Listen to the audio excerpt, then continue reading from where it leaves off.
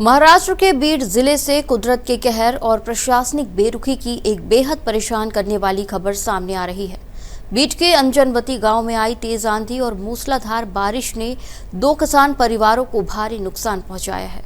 पंजाब येडे और पंडरी धाम येडे के घरों की छत के टीन उड़ गए, दीवारें ढह गई और घरेलू सामान पूरी तरह से क्षतिग्रस्त हो गया।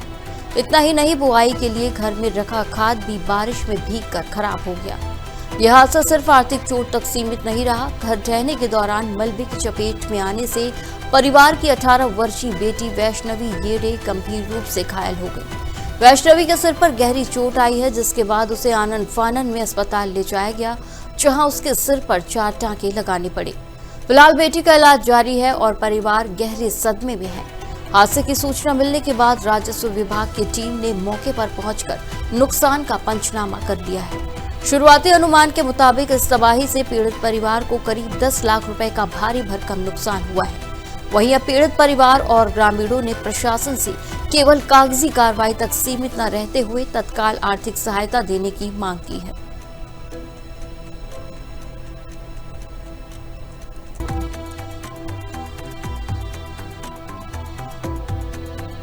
बीड तालुक्यातील अंजनवती येथे काल वादळी वाऱ्यासह पाऊस जोरदार झाला आणि पंजाब स्वामीनाथ येडे आणि पंढरीनाथ स्वामीनाथ येडे ह्या 2 भावांचा अक्षरशः या ठिकाणी 5 खोल्या पत्रे पूर्णपणे उडून गेले। संसार उद्ध्वस्त झालेला आहे। घरातील खत बियाणे, धान्य, तूर, ज्वारी, खाद्यपदार्थ, भांडी कुंडी, लॅपटॉप आणि सर्व जीवन आवश्यक वस्तूची अक्षरशः बेचिराख झालेली आहे।